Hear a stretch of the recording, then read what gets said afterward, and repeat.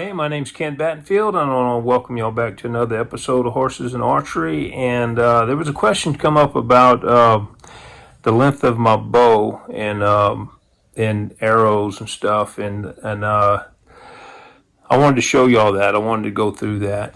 This bow here, and these are the bows that I'm going to use in competition. There's a competition that's coming up in June, and these are the bows and the arrows that I'm going to use, and I'll show you why I have 4 bows.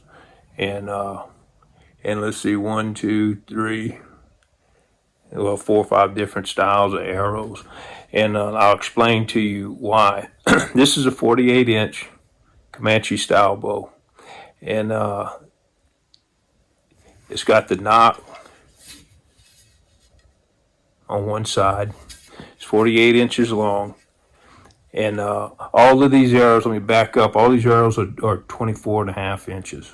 Okay, 24 inches. I draw them to about 20 inches to 22 inches. And the reason being is I don't like to draw these self bows any more than 2 inches more than half of the length of the bow. So this is 48 inches. Okay, half of that is 24 inches, so my arrow's 24 inches long. I let 2 inches of my arrow stick out, so that's 20 inches. So the most I want to draw this bow is about 22 inches. I like drawing them about 20 inches. Okay, so all these bows I'm going to draw about 20 inches. Okay, this is a 48-inch bow. And this is the one I like the most. It's real narrow in design, and it shoots really good. It's got really good cast. But there's a flaw in it right here. Got a wormhole in it. Went all the way through. And if this wouldn't be filled in, you would see light through this limb. And what I did is I filled that hole, with super glue and Arm & Hammer baking soda. Okay, it makes it really hard. It feels it really good. So you put a little super glue in it, Arm & Hammer baking soda, then a little more super glue, then pack some more Arm & Hammer baking soda, and you keep doing that till it's full, and you'll see it gets really hard, and you just sand it off. That being said, this bow should last and should be fine, but it may not because of that flaw. So I have this bow for a backup. I like it. It's a 47-inch Osage bow. It's a little wider.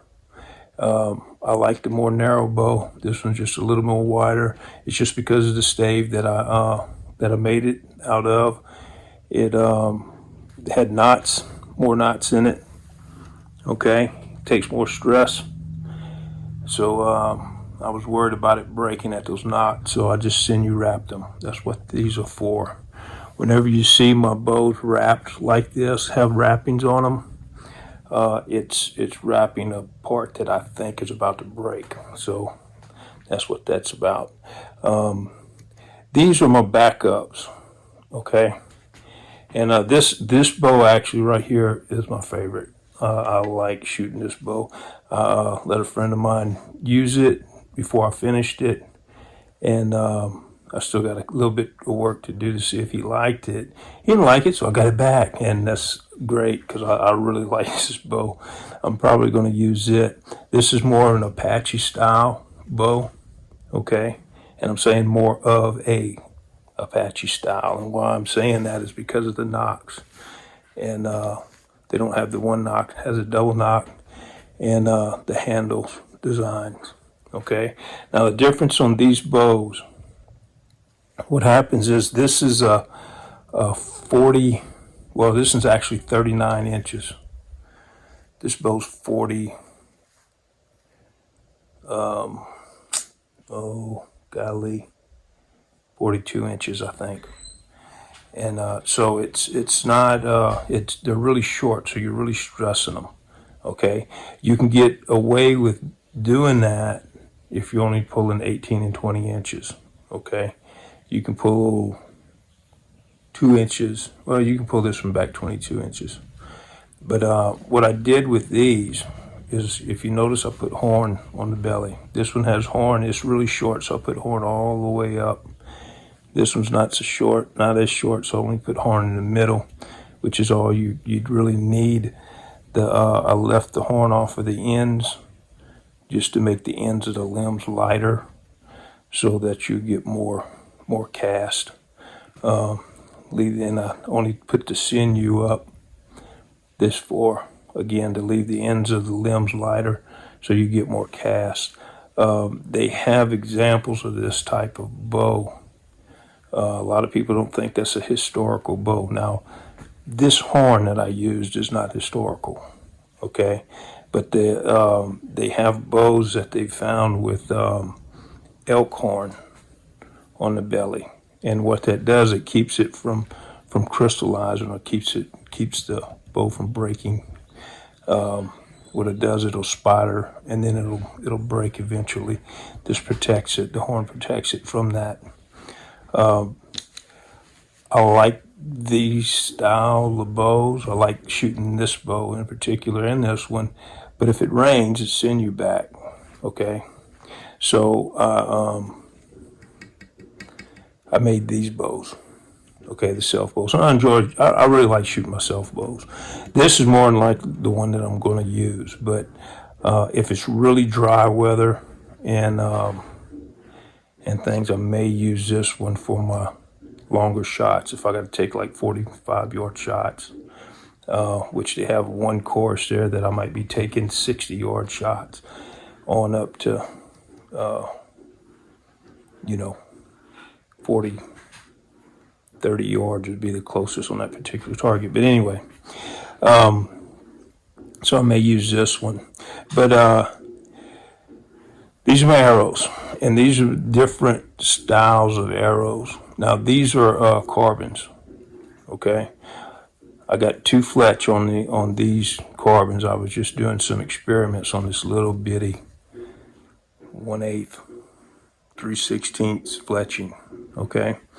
I didn't like it with 2 fletching, so I'm gonna do the same one. I'm gonna change it back to 3 fletch on these little bitty low fletching.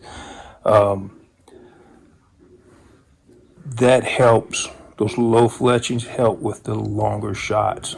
I'll probably use these for the 30 to 50, 60-yard shots. Same thing with this one. I'll probably this longer fletching, probably gonna cut this fletching down, okay? And same thing. Now these are carbons. Now this is a really nice arrow. It's a 2 fletch, but it's a carbon arrow, okay? They shoot really good in all of these bows. This arrow does. So if it's raining and stuff, I'm probably going to use this arrow, because it's going to change. I like using my wood arrows just because I just like using them. But if the weather conditions aren't right, or they're going to change a lot, because I'm on some of the targets, I have to take longer shots. I'll just use carbons, because it is a national ranking, so I want to do the best I can. But if all the conditions are right, I'll probably use this arrow. And you see the knocking system. It's a wider knock. I can knock faster. And it is actually 5/16 shaft, and I just glued 2 pieces on each side, which is a historical knock. Shaped it, and then wrapped it all in sinew. And I did wrap my fletching in sinew. The fletching is not glued. It's just wrapped with sinew. And I did that so I can change my fletching without messing up my wood shaft. This is a 2 fletch, same way. Okay, these are 4.5-inch fletching lengths on these 2. This is a 7-inch fletching length, which is the same thing when I'm shooting my 7-meter shots. And if you notice, the knock is made into the shaft. I didn't glue 2 ends. This is just a made bulb. And so when I'm doing the raids and stuff, the raid courses, I can use this type of arrow. It's got a longer shot, longer fletching. I can knock them a little differently, so I can use these ball knocks, which makes it a little more accurate. It doesn't hit your bow, the side of your bow. You don't run a risk of hitting the side of your bow, and which deflects your arrow. And these are more of what the Comanches used, and this style of arrow for their buffalo hunts and things, because it's a highly accurate arrow in close. And with the raids, most of your shots are about 7 meters. Your angle shots might be 10 or 15 meters, but they're up close. It's kind of simulating more of what you would be on an actual buffalo hunt. You would be 7 meters on into point blank range is what you would probably be shooting, chasing a buffalo. So this arrow and these style bows are highly accurate at shorter ranges. This arrow, or these with the 2 fletch, with this style bow, are more accurate past 7 yards or past 10 yards, because you have to go around. You have the archer's paradox. These knocks on the ends of these gets rid of the archer's paradox a lot. So shorter range shots, the Comanche style bows are I think are more accurate. They're better, and they're accurate for longer range too. They reach on out to the mid to longer range shots. I believe the more of the Apache style or Northern Plains style bows are better. I think it's kind of a toss up. The sinew will allow the bow to last longer. Okay, that's what makes them better in my opinion, because these bows right here, I'm going to shoot out, I'm maxing them out. So most of the time, this style of bow, if they're 48 inches or if they're 52 inches and shorter, generally doesn't last me but about 6 months, maybe a year. Now, 54, 56, 58 inches, say 56 inches on longer, they'll last for years and years. But these little short bows, pulling them to the length, pulling them to 20 inches, to 24 inches, you'll shoot them out unless it's just an exceptional stave, and you got a perfectly built bow. But that's hard to do. So these bows, my great grandkids will be able to shoot. My grandkids will be able to shoot them. These bows probably be trashed next year.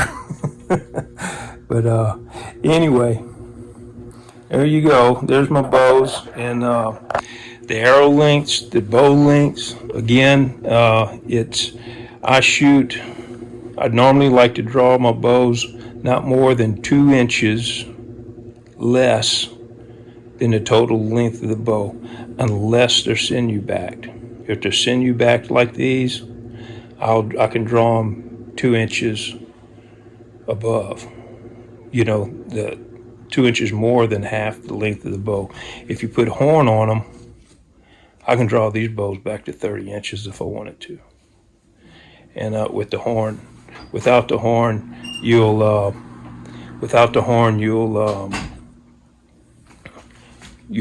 crush your belly of your wood. With the horn, it keeps it from crushing. But there you go. And I hope y'all liked this video. I hope it was informative. And any more questions, just give me a holler, and I'll talk to y'all later.